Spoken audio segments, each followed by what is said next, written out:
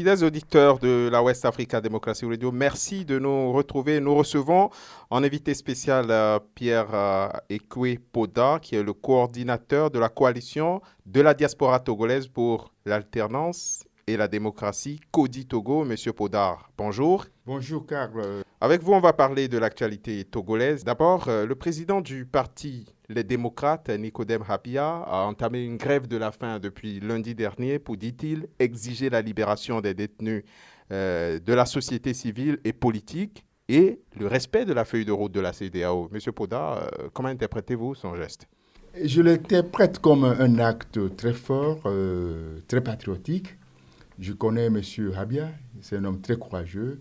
Et je crois qu'on n'a pas épuisé toutes les actions, mais cet acte prouve que les Togolais sont déterminés à se sacrifier pour obtenir exactement ce qu'ils veulent. Une action désespérée, disent certains, vous le voyez ainsi?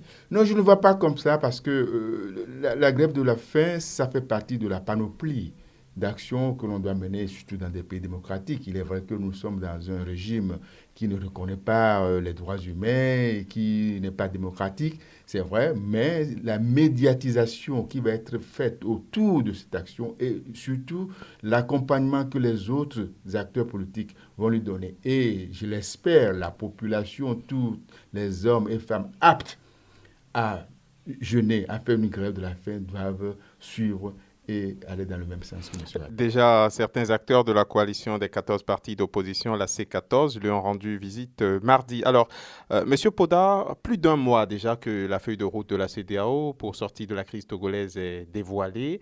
Jusqu'à présent, concrètement sur le terrain, rien n'a évolué. Est-ce que vous pensez que la communauté internationale a abandonné le Togo? Et non, je ne pense pas, parce que les médiateurs, surtout, ont aussi un pays à gérer. Ils ont beaucoup d'agendas. Donc le Togo, le cas du Togo, qui est un cas très complexe, vient se greffer sur déjà un agenda que je estime déjà très, très volumineux qu'ils ont. Donc un mois dans la vie d'une nation, ce n'est pas l'éternité. Nous devons rester patients. Je crois que les médiateurs vont revenir au Togo. C'est vrai qu'on aurait souhaité que les choses avancent à une cadence beaucoup plus accélérée. Surtout que la médiation a pris beaucoup de temps. Mais, comme je le dis, ce n'est pas encore perdu.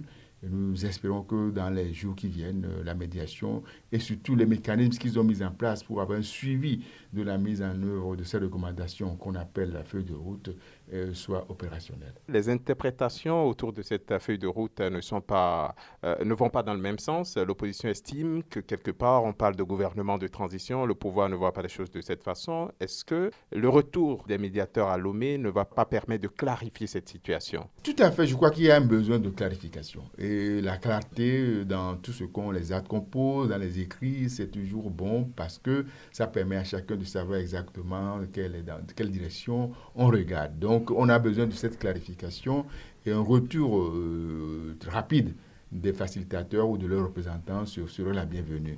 Ceci dit, je reviens un tout petit peu en arrière. C'est pour éviter justement ce genre de situation complexe que nous avons au niveau de Codi Togo, au niveau de la coalition de la diaspora togolaise pour l'alternance et la démocratie. Nous, dans nos propositions aux facilitateurs, on a dit il faut un gouvernement de transition, en tout cas une équipe qui est composée de toutes les catégories sociales, c'est-à-dire qui est d'abord le régime, bien sûr, qui est également les partis politiques organisés sous la C14, la société civile et des représentants également de la diaspora pour avoir une mise en application, une exécution consensuelle de cette feuille de route. Parce que si on laisse la mise en œuvre de toutes ces recommandations dans la main du régime, nous voyons ce que nous voyons, il va y avoir encore des dérapages, il y a des coups de force, on fait le forcing et on fait une lecture sélective de cette feuille de route, puisque le gouvernement tout de suite avance, fait des progrès sur la mise en œuvre. Oui, justement, parce que dans cette feuille de route, il y a une échéance qui est clairement fixée. La CEDEAO recommande la tenue des élections législatives pour le 20 décembre prochain et la commission électorale a en tête cet objectif. Est-ce que, quelque part, la situation ne risque pas de se compliquer si rapidement les médiateurs ne reviennent pas clarifier les choses?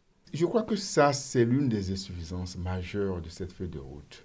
Et également, je peux dire que les facilitateurs n'ont pas appréhendé réellement la complexité du cas togolais, parce que les élections, comme on a eu à le souligner à l'un des médiateurs, ne vont pas régler le problème des Togolais. Ce n'est pas une question d'élection. Et s'il faut faire des élections, d'abord, les réformes avec les élections. Pour nous, pas de réforme, pas d'élection. Donc, fixer a priori une date, alors qu'on sait que l'amplitude des réformes à mettre en œuvre, et surtout que il n'y a pas cette clarté, il y a une lecture différenciée, donc ça fait qu'on ne peut pas fixer la date. On dira, vous mettez en place les réformes et on va décider d'une date. Surtout que les députés qui sont là aujourd'hui conservent leur poste jusqu'à ce qu'il y ait une nouvelle élection. Donc il n'y a pas de précipitation, il n'y a pas d'urgence à ce qu'on fasse une autre élection. Quelle que soit l'élection qui va se faire aujourd'hui, dans les conditions du passé, c'est-à-dire sans redécoupage électoral, sans... Parce que quelque part, la CEDEAO tient à ce qu'on respecte le calendrier constitutionnel, le calendrier électoral. Oui, mais à quoi ça... Quelle constitution, d'abord? Le Togo a actuellement une constitution, Oui, Monsieur mais c'est Podar. justement cette constitution qui pose problème. Tout ce qui a été fait depuis août 2017, c'est justement pour changer cette constitution, pour revenir à la constitution que les Togolais ont votée.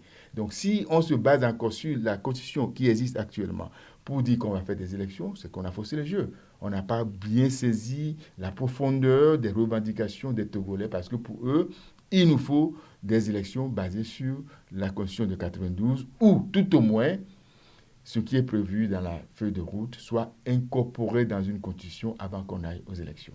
Pierre Ekwe Podar, je rappelle que vous êtes le coordinateur de la coalition de la diaspora togolaise pour l'alternance et la démocratie, CODI Togo. Avec vous, nous discutons de la situation politique au Togo, un mois après la feuille de route de la CEDEAO. On constate que sur le terrain, rien n'a évolué concrètement. Alors, Monsieur Podar, depuis août 2017, les manifestations du peuple sont en cours au Togo. Est-ce que vous pensez que ça a permis réellement de changer quelque chose? Ah oui, tout à fait.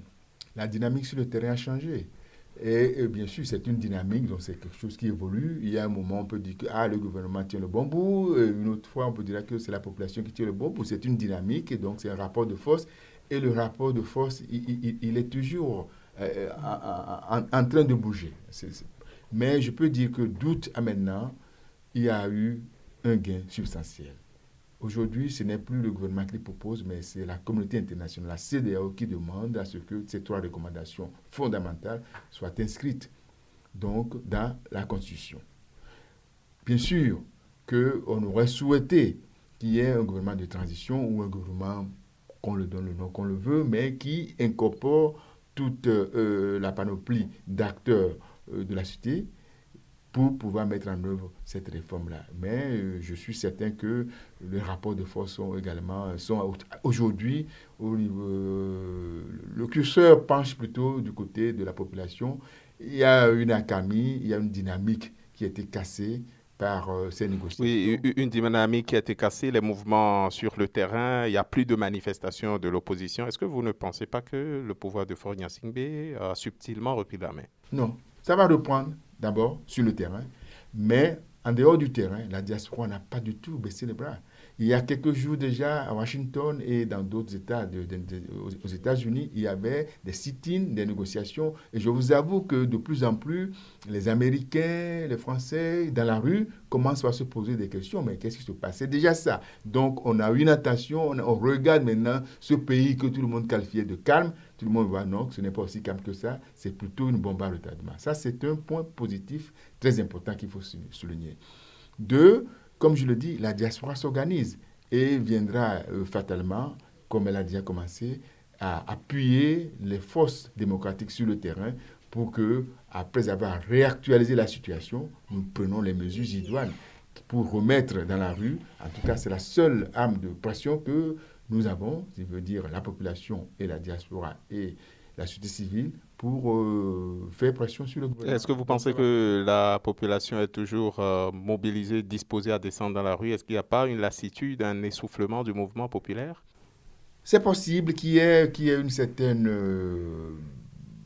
lassitude, mais je vais vous dire quelque chose. Vous savez, février 2017, quand il y a eu la double augmentation des prix des carburants, et la réaction de la population a surpris tout le monde. Et c'est à ce moment que, dans la diaspora, nous nous sommes dit, mais cette population qu'on disait apathique, qui est fatiguée, peut réagir. Il suffit qu'il y ait le bon déclencheur et que, surtout, les acteurs politiques et la société civile puissent les encadrer. Parce que, de toute façon, la population a besoin de leadership pour savoir dans quelle direction il faut aller.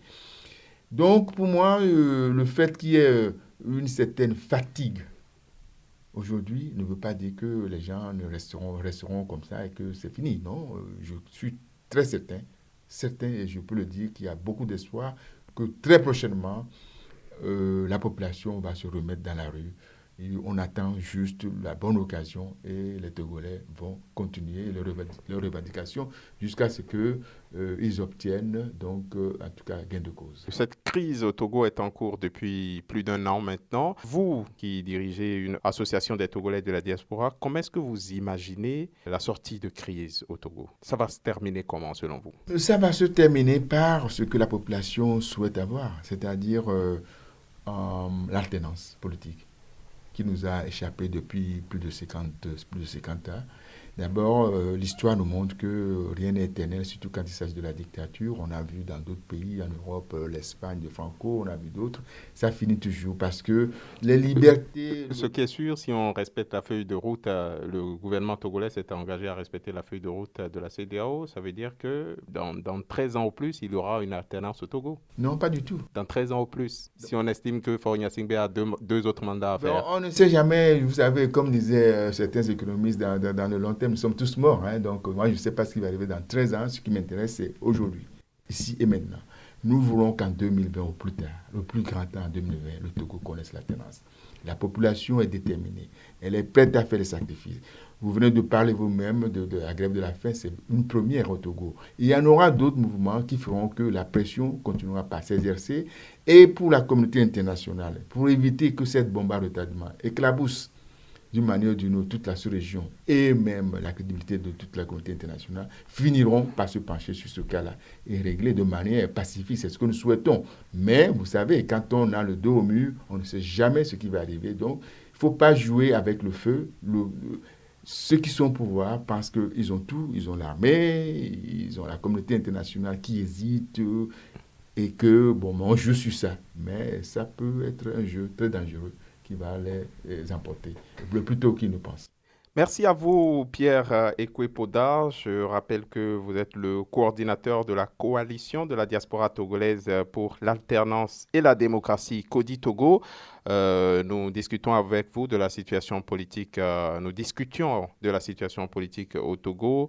Un mois après la publication de la feuille de route de la CEDEAO, on constate que concrètement, rien n'a bougé sur le terrain, si ce n'est le gouvernement qui fonce pour organiser les législatives fixées par cette feuille de route. Merci, vous êtes de passage à Dakar. Vous résidez aux États-Unis, il faut le préciser. Merci bien à vous, M. Podar. C'est moi qui vous remercie de m'avoir donné l'occasion de m'exprimer sur votre radio. Merci à vous, Karl. Donc, à la prochaine. Et en espérant que la prochaine fois, ce sera pour célébrer la victoire de la population.